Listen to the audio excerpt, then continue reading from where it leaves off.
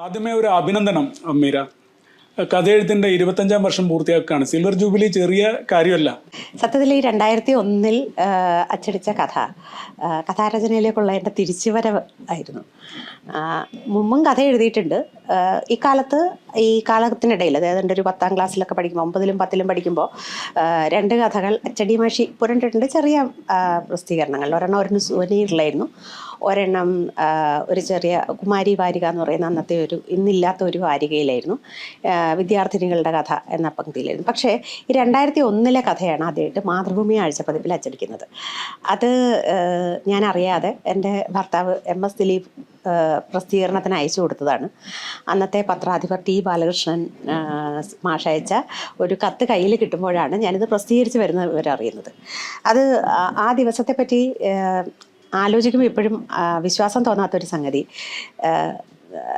ഇത് 2000 ആണ്ടിലെ ഡിസംബറിൻ്റെ അവസാന ദിവസങ്ങളിൽ അന്നത്തെ പ്രധാനമന്ത്രിയായിരുന്ന അടൽ ബിഹാരി വാജ്പേയി കുമരകത്ത് ഒഴിവുകാലം 4 ദിവസമോ മറ്റോ വിശ്രമിക്കാനായിട്ട് വന്ന സമയത്ത് അദ്ദേഹം കുമരകം മ്യൂസിങ്സ് എന്ന ഒരു ലേഖനം എഴുതുകയും ആ ലേഖനം എല്ലാ പത്രങ്ങൾക്കും പ്രസിദ്ധീകരിക്കാനായി കൊടുക്കുകയും ചെയ്തിരുന്നു. ആ ലേഖനത്തിൻ്റെ ചരിത്രപരമായ പ്രാധാന്യം, ബാബറി മസ്ജിദ് പൊളിച്ചത് തെറ്റായി പോയി എന്ന് സമ്മതിക്കുന്ന ഒരു ലേഖനമായിരുന്നു അത്. ആ ലേഖനം 2ആയി പകുത്ത് അതിലൊരു ഭാഗം പരിഭാഷപ്പെടുത്തേണ്ട ഒരു ചുമതല അന്നത്തെ മനോരമ പത്രത്തിൽ ജോലി ചെയ്യുന്ന കാലത്ത് എനിക്കാണ് കിട്ടിയത്. അതിനിടയിലാണ് ഇത് ഞാൻ ചെയ്തുകൊണ്ടിരുന്നത്. അപ്പോൾ ഇത് ടൈപ്പ് ചെയ്തുകൊണ്ടിരിക്കെ വളരെ വേഗത്തിൽ പരിഭാഷപ്പെടുത്തുകയാണ്. അന്നത്തെ പത്രത്തിൽ ക്യാരി ചെയ്യേണ്ടതാണ് അത്ര വലിയൊരു ലേഖനം. ആ ലേഖനം പ്രസിദ്ധീകരിച്ചുകൊണ്ടിരിക്കെ ആണ് എനിക്ക് അന്ന് സാധാരണ പോലെയുള്ള 7 മണി മീറ്റിങ്ങിന് വിളിക്കുന്നതും ഞാൻ അത് കഴിഞ്ഞ് തിരിച്ചു വന്ന് അന്നത്തെ മെയിൽ പരിശോധിക്കുന്നതും അതിൽ മാതൃഭൂമിയുടെ ഒരു കവർ കാണുന്നതും. സ്വാഭാവികമായിട്ടും ഡിസംബർ അവസാന വാരം ആയതുകൊണ്ട് മാതൃഭൂമിയിലെ സുഹൃത്തുക്കൾ ആരെങ്കിലും അയച്ച ഗ്രീറ്റിംഗ്സ് കാർഡാണെന്ന് വിചാരിച്ച് അത് പിന്നെ തുറക്കാമെന്ന് വിചാരിച്ച് കഴിഞ്ഞപ്പോഴാണ് ഞാൻ അതിൻ്റെ കൂടെ ഒരാഴ്ചപ്പതിപ്പുണ്ട് എന്ന് ശ്രദ്ധിക്കുന്നതും. ഞാൻ വേഗം ഈ കത്ത് T ബാലകൃഷ്ണൻ എന്ന പേര് കണ്ട് ഇത് ഈ കവർ തുറന്നു നോക്കുന്നത്. ശ്രീമതി മീര സർപ്പയജ്ഞം ഈ ലക്കത്തിൽ പ്രസിദ്ധീകരിക്കുന്നു എന്ന് മാത്രമേ ഉള്ളൂ ആ കത്തിൽ. ഞാൻ തകർന്നുപോയി എന്ന് പറഞ്ഞാൽ എനിക്ക് എൻ്റെ കണ്ണുകളെ വിശ്വസിക്കാൻ കഴിയുന്നില്ല. നമ്മൾ വളരെ ഏകാഗ്രതയോടെ മറ്റേ ജോലിയിൽ മുഴുകിയിരിക്കെ കിട്ടിയ ഒരു ഇടവേളയിലാണ് വളരെ കാഷ്വലായിട്ട് ഇത് വായിക്കുന്നതും. പിന്നെ എൻ്റെ നഖം മുതൽ മുടിത്തുമ്പ് വരെ ഇരുന്ന് ഒരു വിറയൽ പാഞ്ഞു പോകുന്നതും, എനിക്ക് കണ്ണ് കാണുന്നില്ല, എനിക്ക് ഏകാഗ്രത കിട്ടുന്നില്ല. ഞാൻ വളരെ യാന്ത്രികമായിട്ട് ഇത് പരിഭാഷപ്പെടുത്തുകയാണ് ഉണ്ടായത്. അന്നത്തെ ജോലി എങ്ങനെയാണ് തീർത്തതെന്ന് എനിക്കറിയില്ല. പേജ് ചെയ്യുമ്പോഴും ലേഔട്ട് ഇടുമ്പോഴും ഒക്കെ എൻ്റെ മനസ്സിലൂടെ പോകുന്ന ചിന്തകൾ, ഇതെങ്ങനെ മാതൃഭൂമിയിൽ ആരയച്ചു കൊടുത്തു എന്നുള്ളത്. അത് പുറമേക്ക് കാണാൻ അവസരം കിട്ടിയ 2 പേർ. അതിൽ 2ാമത്തെ ആളിനെ പറ്റി എനിക്ക് ധാരണയില്ല. ഞാൻ ആകെ കാണിച്ചത് ദിലീപിനെ മാത്രമാണ്. 2ാമത്തെ ആൾ ഡോക്ടർ പുന്നത്തിൽ കുഞ്ഞബ്ദുള്ളയാണ്. അപ്പോൾ കുഞ്ഞിക്ക അന്ന് ഞങ്ങളുടെ വീട്ടിൽ നിത്യമായിട്ട് വരാറുണ്ടായിരുന്ന ഒരാളാണ്. നിത്യം എന്ന് പറഞ്ഞാൽ കോട്ടയത്ത് വരുമ്പോഴില്ല. അപ്പോൾ അദ്ദേഹത്തോടൊന്ന് അഭിപ്രായം ചോദിക്കണമെന്ന് ഞാൻ ദിലീപിനോട് ഒരിക്കലൊന്നും സൂചിപ്പിച്ചിരുന്നു. അതല്ലാതെ ഇതൊരിക്കലും പ്രസിദ്ധീകരിക്കാൻ ഞാൻ ആഗ്രഹിച്ചിരുന്നില്ല. എൻ്റെ ആ പേരിൽ പ്രസിദ്ധീകരിക്കാൻ ആഗ്രഹിച്ചിരുന്നില്ല. അന്നത് വലിയൊരു ഷോക്കായിരുന്നു.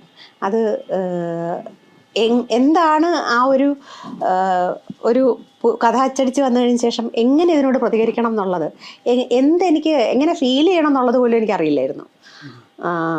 I was totally shattered. അതുവരെ ഉണ്ടായിരുന്നൊരു ലോകം തകർന്ന ഒരവസ്ഥയായിരുന്നു. അതായത് നമുക്ക് പിടിച്ചു നിൽക്കാനുണ്ടായിരുന്ന നമ്മുടെ വളരെ സേഫായിട്ടുള്ള, വളരെ കവേർഡായിട്ടുള്ള ഒരു കൊക്കൂണിനകത്തുനിന്ന് പെട്ടെന്നൊരു ദിവസം വെളിച്ചത്തിലേക്ക് എടുത്തെറിയപ്പെട്ട ഒരവസ്ഥയായിരുന്നു. ഞാൻ കഥ എഴുതുന്ന പോലും എൻ്റെ സഹപ്രവർത്തകർക്കോ എൻ്റെ സുഹൃത്തുക്കൾക്കോ അന്നറിയുമായിരുന്നില്ല. അതായിരുന്നു അന്നത്തെ അവസ്ഥ. പിന്നീട് എനിക്ക് ആ കഥ വായിക്കാൻ പോലും വലിയ വിഷമമായിരുന്നു. വളരെ കാലത്തിന് ശേഷമാണ് പിന്നെ ഞാൻ ഓർക്കുന്നത്. പിന്നെ അതെടുത്ത് നോക്കുമ്പോഴാണ് കാണുന്നത് അന്ന് R രാമചന്ദ്രന് കേന്ദ്ര സാഹിത്യ അക്കാദമി അവാർഡ് ലഭിച്ചതുമായിട്ട് ബന്ധപ്പെട്ട് ഇറക്കിയ ലക്കമായിരുന്നു അത്. അതിൽ ശ്രീ MB വീരേന്ദ്രകുമാർ എഴുതിയ ആമസോൺ വ്യാകുലതകളെ പറ്റിയുള്ള ആ ലേഖന പരമ്പര പ്രസിദ്ധീകരിച്ചു കൊണ്ടിരുന്ന ആഴ്ചപ്പതിപ്പായിരുന്നു. അതായിരുന്നു എൻ്റെ തിരിച്ചു വരവ്. പിന്നെ എനിക്കതൊരു ഒരു ബാധ്യതയായി. പരാജയപ്പെട്ടു പോയ ഒരു എഴുത്തുകാരി അല്ല എന്ന് തെളിയിക്കാൻ എനിക്കൊരു വാശി തോന്നി. അതെനിക്ക് തോന്നുന്നത് നമ്മുടെയൊക്കെ ജനറേഷനിൽ സ്ത്രീകൾക്ക് അങ്ങനെ ഒരു വലിയ പരാധീനതയുണ്ടല്ലോ. നമ്മളെന്നും തെളിയിച്ചുകൊണ്ടിരുന്നാൽ മാത്രമേ നമ്മൾ അർഹിക്കുന്ന ഡിഗ്നിറ്റിക്ക്, നമ്മൾ അർഹിക്കുന്ന അവകാശങ്ങൾക്ക്, പൗരാവകാശങ്ങൾക്കൊക്കെ അവകാശമുള്ളൂ എന്നുള്ളൊരു തെറ്റിദ്ധാരണ ഉണ്ടായിരുന്നു. 2001 തുടങ്ങിയ യാത്രയാണ്. ഇതിൽ എപ്പോഴാണ് എഴുതി ജീവിക്കാൻ ഒരു സ്ത്രീ എന്ന നിലയ്ക്കുള്ള ഈ പറഞ്ഞ പരാധീനതകൾ കൂടി വെച്ച് നോക്കുമ്പോൾ എങ്ങനെയാണ് ആ ഒരു ധൈര്യം വന്നത്? അത് ദിലീപ് ഈ ഒരു കഥ മാത്രമല്ല അയച്ചു കൊടുത്തിരുന്നത്. ദിലീപ് അന്ന് കൈ കിട്ടിയ മുഴുവൻ കഥകളും അയച്ചു കൊടുത്തു, പല മാസികകൾക്കായിട്ട്, പല വാരികകൾക്കായിട്ട്. അപ്പോൾ അത് തുടർന്ന് 2-3 എണ്ണം, ഒന്ന് കലാകൗമുദിയിൽ, ഒന്ന് മലയാളത്തിലൊക്കെ അന്ന് അച്ചടിച്ച് വന്നു. അപ്പോൾ എനിക്ക് ഒട്ടും പിൻവാങ്ങാൻ കഴിയാതെയായി. 2-3 കഥകൾ എഴുതി കൂമ്പടഞ്ഞു പോയ ഒരു എഴുത്തുകാരിയാകുക എന്ന് പറയുന്നത് വളരെ ലജ്ജാകരമായിരുന്നല്ലോ. പക്ഷെ എനിക്ക് അത് കഴിഞ്ഞ് കിട്ടിയ ചില പ്രതികരണങ്ങളും അത് വായിക്കുമ്പോൾ കിട്ടിയ ഒരു ആനന്ദവുമൊക്കെ പതുക്കെ എന്നെ ഇങ്ങനെ എഴുതാൻ പ്രേരിപ്പിച്ചു എന്നുള്ളതാണ്. അപ്പോൾ എൻ്റെ പുസ്തകം തൊട്ടടുത്ത വർഷം തന്നെ, അതായത് 2002 തന്നെ എൻ്റെ ആദ്യ പുസ്തകം പ്രസിദ്ധീകരിച്ചു. അത് അന്നത്തെ എഴുതി തുടങ്ങുന്ന 10 എഴുത്തുകാരിൽ ഒരാളായിട്ടാണ് എൻ്റെ കഥ വരുന്നത്. പുസ്തകം കൂടെ വന്നതോടെ നമുക്ക് പിന്നെ പിന്തിരിയാൻ പറ്റാതെയായി. പ്രത്യേകിച്ച് ഓർമ്മയുടെ ഞരമ്പ് എന്ന കഥ വളരെ ശ്രദ്ധിക്കപ്പെട്ടു. അതിനൊരു കാരണം തീർച്ചയായും കഥാകൃത്ത് ടി പത്മനാഭൻ, നമ്മുടെ ഗുരുനാഥനായ ടി പത്മനാഭൻ അതിനെക്കുറിച്ച് നല്ല വാക്ക് പറഞ്ഞു. സി രാധാകൃഷ്ണൻ സാറ് അതിൽ നല്ല ഒരു, അദ്ദേഹം പത്രാധിപരായ വാരികയിൽ അത് പ്രസിദ്ധീകരിച്ചു. അതിന് കുറച്ച് ആ കൊല്ലത്തെ മികച്ച 10 കഥകളിലൊന്നായി അത് തിരഞ്ഞെടുക്കപ്പെട്ടു. അങ്ങനെ ഞാൻ കഥയെഴുത്തിലും എനിക്കൊരു ഇടം ഞാൻ കണ്ടെത്തി. അപ്പോൾ ഈ യാത്രയിൽ ഏറ്റവും അത്ഭുതകരമായി തോന്നിയ ഒരു പരിവർത്തനം എന്തായിരിക്കും? അന്നത്തെ വലിയൊരു വാരികകളിലൊക്കെയുള്ള മുറവിളി, പ്രത്യേകിച്ചും പേരെടുത്ത നിരൂപകന്മാരുടെയൊക്കെ അധിക്ഷേപം പുതിയ തലമുറയ്ക്ക് വലിയ നോവലുകൾ എഴുതാനുള്ള ശേഷിയില്ല എന്നുള്ളതായിരുന്നു. അപ്പോൾ എനിക്കത് എന്നാലൊന്ന് കാണിച്ചു കൊടുക്കുക തന്നെ എന്നുള്ള ഒരു തോന്നലിലാണ് നേത്രോൺമീല എന്ന നോവൽ ആദ്യമായിട്ട് എഴുതുന്നത്. അതിലൊരു ഘട്ടത്തിൽ വന്നപ്പോൾ എനിക്ക് തോന്നി എൻ്റേതായിട്ടുള്ളൊരു വലിയ ഒരു ബുക്ക് ഉണ്ടാവണം. അത് ആരും എഴുതാത്ത ഒരു വലിയ ബൃഹദാഖ്യാനം കണ്ടെത്താൻ എളുപ്പമായിരുന്നു. അതെപ്പോഴും സ്ത്രീ ജീവിതങ്ങൾ തന്നെയാണ്.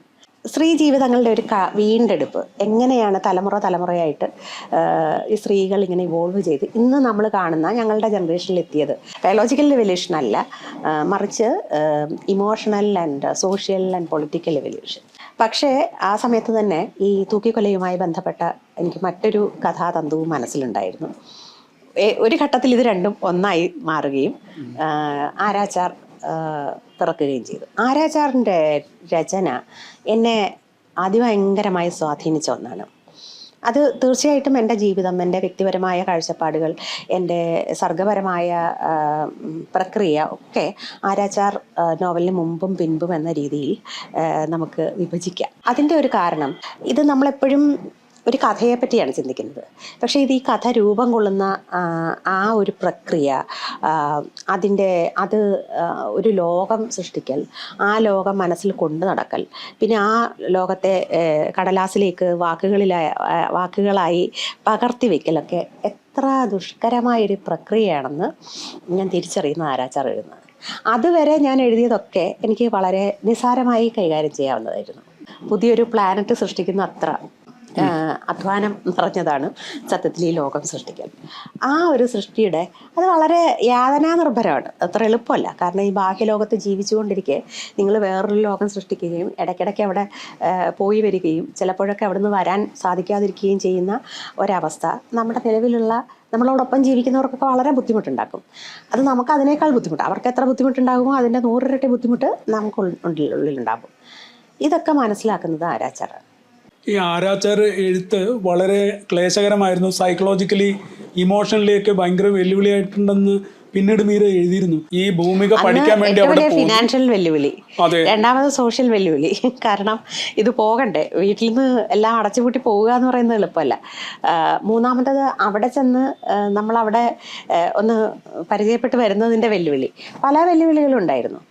കൽക്കട്ടയിൽ പോകണം എന്നെ നിർബന്ധിച്ചത് ദിലീപാണ്. എഴുത്തുകാരി എന്ന നിലയിൽ എനിക്കെൻ്റെ വീട്ടിനകത്തുനിന്ന് തന്നെ ഒരു അംഗീകാരം കിട്ടിയ നിമിഷമാണ്. ആ ഒരു നിമിഷമാണ് ഞാൻ ശരിക്കും ഒരു എഴുത്തുകാരിയായത്. ആ എഴുത്തുകാരി ഇൻവെർട്ടഡ് കോമേഴ്സിനോ. അപ്പോൾ അതൊരു വലിയ സംഗതി. ഞാൻ എഴുതാൻ വേണ്ടി, ഞാൻ പുതിയൊരു ലോകം സൃഷ്ടിക്കാൻ വേണ്ടി ഒരു സ്ത്രീക്ക്, എത്ര മലയാളി സ്ത്രീകൾക്ക്, പ്രത്യേകിച്ചും മധ്യവർഗ കുടുംബങ്ങളിലെ സ്ത്രീകൾക്ക് എത്ര പേർക്ക് അതിനുള്ള സാധ്യതയുണ്ട്, എത്ര പേർക്ക് അതിനുള്ള സാഹചര്യമുണ്ട്, എത്ര പേരുടെ ജീവിത പങ്കാളികൾ അല്ലെങ്കിൽ മാതാപിതാക്കൾ അങ്ങനെ ഒരു ദൗത്യത്തിന് വേണ്ടി ഒരുപക്ഷെ അവർക്ക് എൻട്രൻസിൻ്റെ കോച്ചിങ്ങിന് വേണ്ടിയിട്ട് വിടുമായിരിക്കും. പക്ഷെ നീ ഒരു കഥ എഴുതിയിട്ട് വാ, ഞാൻ കൊണ്ടുപോകാം എന്ന് പറയുന്ന ആളുകൾ ഉണ്ടാവില്ല. നീ ഒറ്റയ്ക്ക് പോയി എഴുതിയിട്ട് വാ, കഥ കൊണ്ടുപോവാ എന്ന് പറഞ്ഞ് പണം തരാൻ ആളുണ്ടാവില്ല. കടം ചോദിക്കുമ്പോൾ പിന്നെ കഥ എഴുതാനും പണം എന്ന് ചോദിക്കുന്ന ആളുണ്ട്. ആ ഒരു സാഹചര്യത്തിൽ അങ്ങനെ ഒരു സംഭവം എനിക്ക് വലിയ. മീരയുടെ കഥാപാത്രങ്ങളൊക്കെ വളരെ ഇൻറ്റൻസ് ആണ്. ഒരുപക്ഷെ മീരയെ പോലെ മീരയുടെ മിറർ ഇമേജസ് ആണ് മീരയുടെ നായികമാരെന്ന് ചിലർ പറയാറുണ്ട്. അപ്പോൾ അത്രയും തീക്ഷ്ണമായ കഥാപാത്രങ്ങൾ, അവരുടെ മാനസിക വ്യാപാരങ്ങളൊക്കെ എഴുതുന്ന സമയത്ത് അത് കുറേയൊക്കെ അവരുടെ അനുഭവത്തിൻ്റെ ഒരു ഡെപ്ത്, ദുരിതങ്ങൾ അനുഭവിക്കേണ്ടി വരാറുണ്ടോ? തീർച്ചയായിട്ടും. ഇത് എല്ലാം അതിലേക്ക് ഏറ്റവും പ്രിയപ്പെട്ട ഒരു ഉദ്ധരണി KP അപ്പൻ സാർ എഴുതിയതാണ്. എഴുതുന്നത് വായിച്ചിട്ട് വായിക്കുന്ന ആൾ കരയണമെങ്കിൽ എഴുതുന്ന ആൾ അതിനെ 100 ഇരട്ടി കരഞ്ഞിരിക്കണമെന്ന്. അതായത് നമ്മുടെ കണ്ണീരിൻ്റെ വലിയൊരു കടലിൻ്റെ ഏതാനും തുള്ളികൾ മാത്രമേ നമുക്ക് കടലാസിലേക്ക് പകർത്തി വയ്ക്കാൻ സാധാരണ സാധ്യതയുള്ളൂ. ഈ എഴുത്ത് എത്രത്തോളം ക്ലേശകരമാണ് അല്ലെങ്കിൽ ആനന്ദകരമാണ്? ക്ലേശത്തിനകത്തൊരു ആനന്ദമുണ്ട്. അതെ. അത് ആ ക്ലേശത്തിലൂടെ കടന്നു പോകുമ്പോൾ ചിലപ്പോൾ പ്യൂപ്പ പൊട്ടി പുറത്ത് വരുന്ന ഒരു ശലഭത്തിൻ്റെയോ അല്ലെങ്കിൽ മുട്ടത്തോട് പൊട്ടി പുറത്ത് വരുന്ന പക്ഷിക്കുഞ്ഞിൻ്റെയോ, അതുമല്ലെങ്കിൽ ഒരുപക്ഷെ അമ്മയുടെ ഗർഭപാത്രത്തിൽ നിന്ന് ആ കടുത്ത പ്രസവ വേദനയിലൂടെ പുറത്തു വരുന്ന, അമ്മയും കുഞ്ഞും വേദനിച്ച് പിറക്കുന്ന ആ ഒരു കുഞ്ഞിൻ്റെയോ ഒക്കെ ഒരു അനുഭവം അതിലുണ്ട്. ആ യാതനയും ആ ക്ലേശവും എമർജൻസിൻ്റെ, നമ്മുടെ ആ ഒരു പുറത്ത് മുളയ്ക്കുന്നതിൻ്റെ, വിത്ത് മുളയ്ക്കുന്നത്, ചിലപ്പോൾ വിത്ത് മുളയ്ക്കുമ്പോൾ അതിന് വേദനിക്കുന്നുണ്ടാവണം. ആ വേദനയാണെന്ന് ഞാൻ വിചാരിക്കുന്നു. അവസാനത്തെ കലാച്ചിയിലെ ഡോക്ടർ ഫിദ ആയാലും, ആരാച്ചാറിലെ ചേതനയായാലും, ഘാതകനിലെ സത്യപ്രിയ ആയാലും അവരെ ആക്കി തീർക്കുന്ന കുറേ ട്രോമാറ്റിക്കായിട്ട് അവർക്കൊരു ഭൂതകാലമുണ്ട്. അപ്പോൾ അത് മൊത്തം ഇമാജിൻ ചെയ്യുന്നതാണോ അതോ അത് അടുത്ത് നിന്ന് കണ്ടിട്ടുള്ള ഏതെങ്കിലും ജീവിതങ്ങളാണോ സ്വാധീനിച്ചിട്ടുണ്ടാവുക? ഇതിലുള്ളതെല്ലാം സത്യമാണ്, പക്ഷെ ഒരാളുടെ ജീവിതത്തിൽ മാത്രം സംഭവിച്ചതല്ല. ഞാൻ എൻ്റെ സർഗ പ്രക്രിയയുടെ ഒരു ഭാഗമായിട്ട് കരുതുന്നത് നേരത്തെ പറഞ്ഞ ഉപമ തന്നെയാണ്. നിങ്ങൾ പല ജീവിതങ്ങളിലെ പല സത്യങ്ങൾ കൂട്ടിയെടുത്ത് തീർത്തും അസത്യമായ മിഥ്യയായ എന്നാൽ യഥാർത്ഥമെന്ന് മറ്റുള്ളവരെ വിശ്വസിപ്പിക്കാൻ ത്രാണിയുള്ള, അതിൽ പ്രാപ്തമായ ഒരു ലോകം സൃഷ്ടിക്കുന്നു. അതാണ് വെല്ലുവിളി. ഈ ഡോക്ടർ ഫിദയുടെ ചിത്രീകരണത്തിൽ ഞാൻ കണ്ട വളരെ എനിക്ക് താല്പര്യം തോന്നിയൊരു സംഗതി, പൊതുവെ വിട്ടുകളയുന്ന എഴുത്തുകാർ ഒഴിവാക്കുന്ന ഒരു സംഗതിയാണ് ഡോക്ടർ ഫിദ റെപ്രസെൻ്റ് ചെയ്യുന്ന എഡ്യൂക്കേറ്റഡ് ആയിട്ടുള്ള, ലിബറൽ ആയിട്ടുള്ള ഒരു മുസ്ലിം വുമൺ. അത് വേണമെങ്കിൽ തിരിച്ചടിക്കാവുന്ന ഒരു നായികയാണത്, ഒരു എഴുത്തുകാരി എന്ന നിലയ്ക്ക്. കാരണം പലതരത്തിലാണല്ലോ ആൾക്കാർ ലോകത്തിനെ കാണുന്നത്. അപ്പോൾ എങ്ങനെയാണ് ഈ ഡോക്ടർ ഫിദയിലേക്ക് എത്തിയത്? ഖബറിനോടൊപ്പം തന്നെ എൻ്റെ മനസ്സിലുണ്ടായ ഒരു ആശയമായിരുന്നു കലാച്ചിയുടേത്. ആ പുസ്തകം എഴുതി തുടങ്ങുമ്പോൾ, അല്ലെങ്കിൽ ഒരാഴ്ചക്കൊക്കെ എഴുതി തീരാമെന്നൊക്കെ വിചാരിച്ച് എഴുതി തുടങ്ങുമ്പോൾ, എനിക്ക് എൻ്റെ ഉള്ളിൽ ഈ പൗരത്വ പ്രശ്നം എന്ന് പറയുന്നത് മുസ്ലിം സമുദായവുമായി അഭേദ്യമായി ബന്ധപ്പെട്ടിരിക്കുന്നതിന് ഇൻ്റഗ്രൽ പ്രശ്നമായതുകൊണ്ടും അതിൻ്റെ ഒരു അത്യാവശ്യ ഘടകമായിട്ട് വന്നു. അപ്പോൾ നമ്മൾ നേരിടുന്ന ഒരു വലിയ പ്രശ്നം, നമ്മൾ കുട്ടിക്കാലത്തൊന്നും ഒരു മുസ്ലിം കുടുംബത്തിനകത്ത് എന്താണ് മുസ്ലിമിൻ്റെ സാംസ്കാരികമായ അവരെങ്ങനെയാണ് അവരുടെ ആചരിക്കൽ, എങ്ങനെയാണ് ദിനചര്യ, എങ്ങനെയാണിത്, ഇതൊന്നും ഞാൻ അറിഞ്ഞിട്ടില്ല. കുറച്ച് മുതിർന്നതിന് ശേഷം ഞാൻ ഇടപെട്ട മുസ്ലിങ്ങളാകട്ടെ വളരെ റാഡിക്കലായ, ലിബറലുകളായ മുസ്ലിങ്ങളാണ്. പക്ഷേ പുറമേ വ്യത്യാസമില്ലെങ്കിലും ഞാൻ അടുത്തറിയാൻ തുടങ്ങിയപ്പോഴാണ് എനിക്ക് മനസ്സിലായത് അവരനുഭവിക്കുന്ന ഒരു വലിയ ഒരു ഇടത്തിൻ്റെതായ ചോദ്യമുണ്ട്. അത് വാസ്തവത്തിൽ ലിബറലായ ഏത് സ്ത്രീയും നേരിടുന്ന ഒരു പ്രശ്നമാണ്.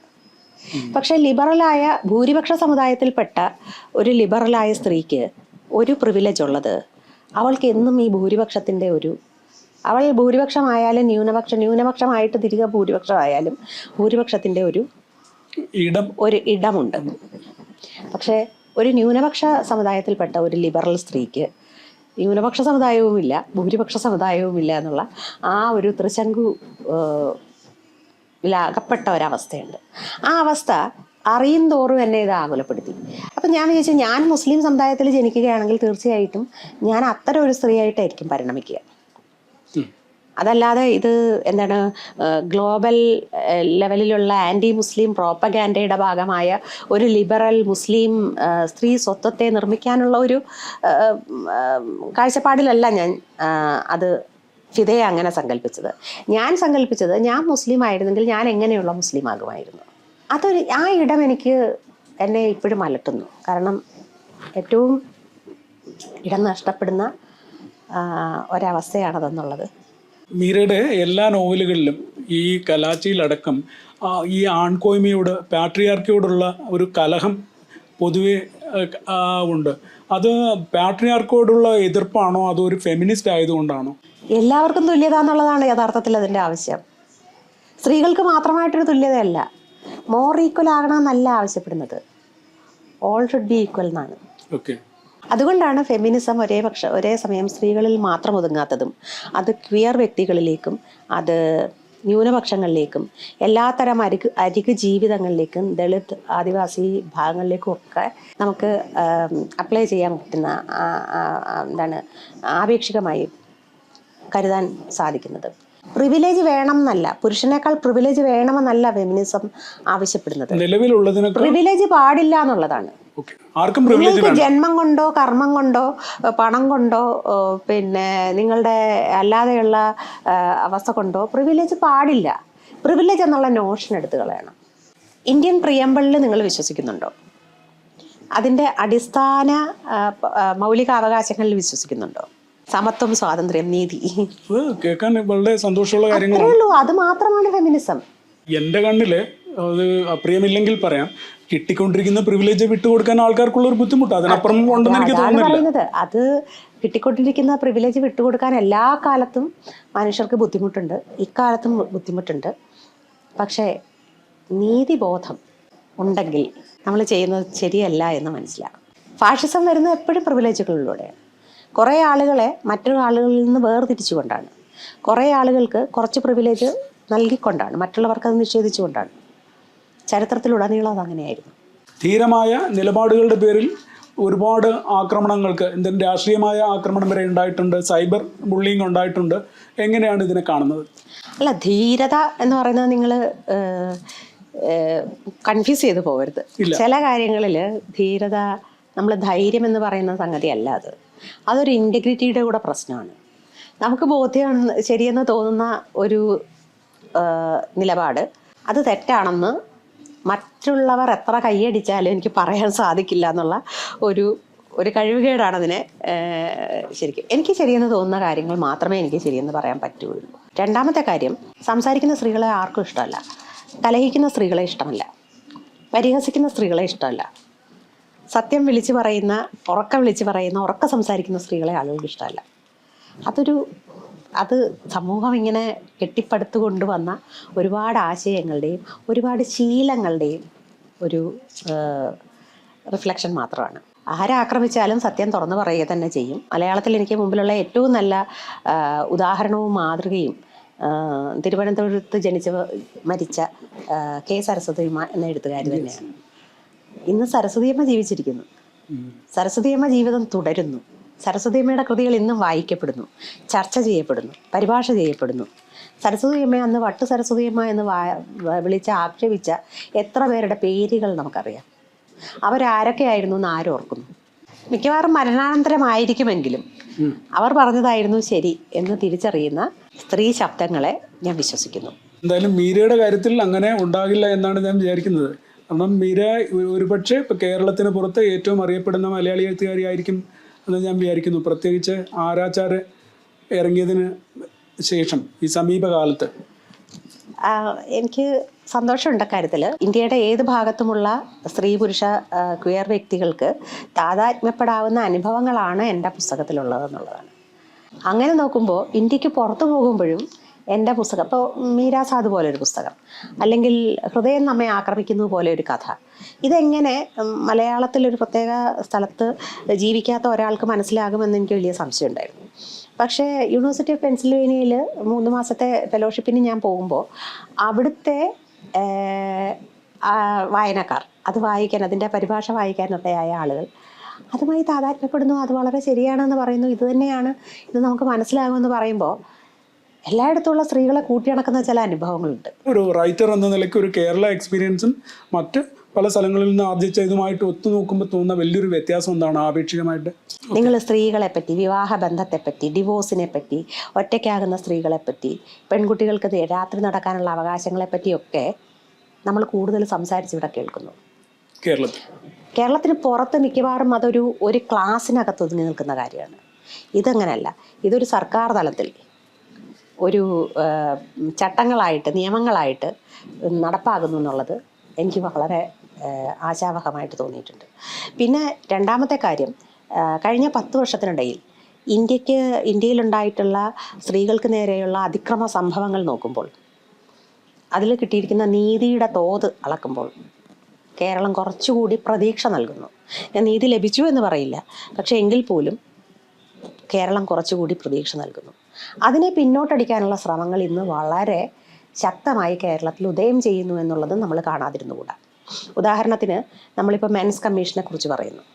അവർ പറയുന്നത് ഇന്ത്യയെക്കുറിച്ചോ ഭരണഘടനയെക്കുറിച്ചോ സ്ത്രീകളുടെ അവസ്ഥയെക്കുറിച്ചോ ചരിത്രത്തെക്കുറിച്ചോ സാമൂഹിക മുന്നേറ്റങ്ങളെക്കുറിച്ചോ യാതൊരു ധാരണയും ഇല്ലാതെയാണെന്നുള്ളതാണ് സങ്കടകരം. ഈ സൈബർ ആക്രമണമൊക്കെ വളരെ നിക്ഷിപ്ത താല്പര്യങ്ങളോടെ ഒരു വിഭാഗം നടത്തുന്ന ആസൂത്രിത ശ്രമമായിട്ടാണ് ഞാൻ കാണുന്നത്. അവിടെ നിശബ്ദയാകാതിരിക്കുക എന്നുള്ളതാണ് സത്യത്തിൽ ഇന്ന് നമുക്ക് ചെയ്യാൻ പറ്റുന്ന ഏറ്റവും വലിയ സാമൂഹിക സേവനം. ഒരു സാമൂഹിക പ്രശ്നം ഉണ്ടാകുമ്പോൾ, ഉദാഹരണത്തിന് സ്ത്രീക്ക് നേരെ അതിക്രമം ഉണ്ടാകുമ്പോൾ, സ്ത്രീയുടെ കുറ്റം എന്താണെന്ന് നോക്കുന്നതിന് പകരം അത്തരം പ്രശ്നങ്ങൾ എന്തുകൊണ്ടുണ്ടാകുന്നു അത് ഇല്ലാതാകാൻ യാതൊരു ചിന്തയും നടക്കുന്നില്ല എന്നുള്ളത് വളരെ സങ്കടകരമാണ്. ഗാന്ധിജി പറഞ്ഞതുപോലെ be the change you want എന്നുള്ളത് ആദ്യം പഠിപ്പിക്കണം എന്ന് തോന്നുന്നത് എനിക്ക് ഈ സാഹചര്യങ്ങളിലാണ്. സത്യത്തിൽ ഗാന്ധിജി പഠിപ്പിച്ച ചില കാര്യങ്ങളുണ്ട്.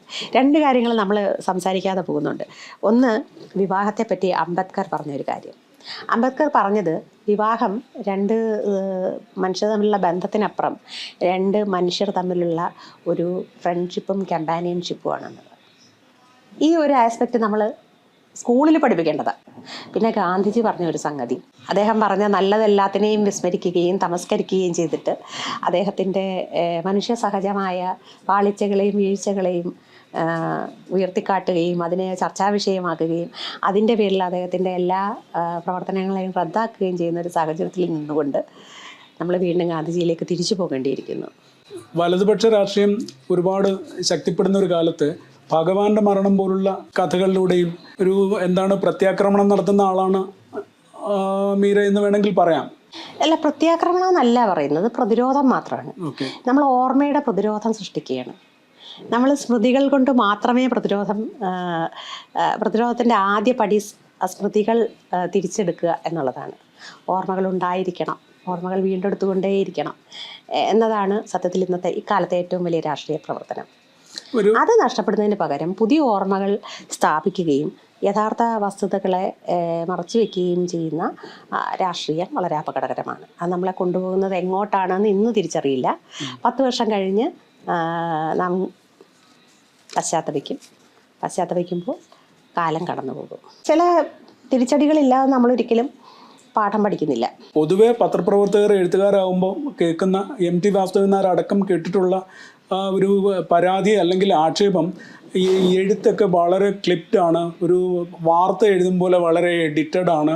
ഒരുപക്ഷെ എൻ്റെ ചില സുഹൃത്തുക്കൾ ആരാച്ചാറിനെ കുറിച്ച് പറഞ്ഞത്, ഒരു ഫിക്ഷനിൽ ഇത്രയും റിസർച്ച് വേണ്ടതുണ്ടോ ഭാഷയിൽ ഒരു പത്രപ്രവർത്തക എന്ന നിലയിൽ ഉണ്ടായ സ്വാധീനം എന്താണ്?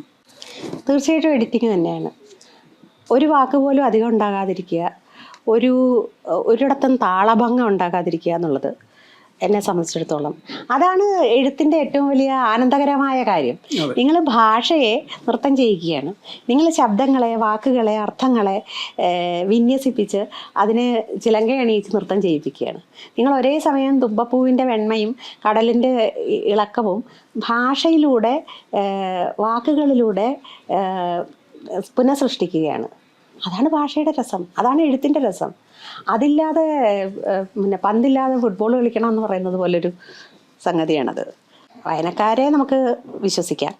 വിമർശകരെന്ന് പറയുന്ന മേലങ്കിയിട്ട വിമർശനത്തെക്കുറിച്ച് യാതൊരു ധാരണയുമില്ലാതെ അവർക്ക് വ്യക്തിപരമായ ഇഷ്ടാനിഷ്ടങ്ങൾ വച്ച് ഒരാളിൻ്റെ കഥയിലോ അല്ലെങ്കിൽ ഒരാൾ എഴുതുന്നതിൽ ആ വാക്ക് വേണ്ടായിരുന്നെന്നോ ഈ വാക്ക് വേണമായിരുന്നെന്നോ പറയാം. അതവരുടെ സ്വഭാവമാണ്, അതിനും നമുക്കൊന്നും ചെയ്യാൻ പറ്റില്ല. പക്ഷേ എഡിറ്റിംഗ് ഇല്ലാതെ ഇപ്പോൾ എത്രയോ ആളുകൾ പറയുന്നു മലയാളത്തിൽ നല്ല എഡിറ്റർമാരില്ലാത്തതാണ് മലയാള പുസ്തകങ്ങളുടെ ശാപം എന്ന്. അങ്ങനെ പറയുന്നവരുണ്ട്. അതുകൊണ്ട് അപ്പോൾ എഡിറ്റിംഗ് ഒരു വലിയ ദ്രോഹമായിട്ടും അത് ഒരേ സമയം ഉപകാരമായിട്ടും അത് അത്യാവശ്യമായിട്ടും അനാവശ്യമായിട്ടും കരുതുന്നവരുണ്ട്. ഈ ഗവേഷണത്തിന് പത്രപ്രവർത്തന പരിചയം വളരെ സഹായിച്ചിട്ടുണ്ട്.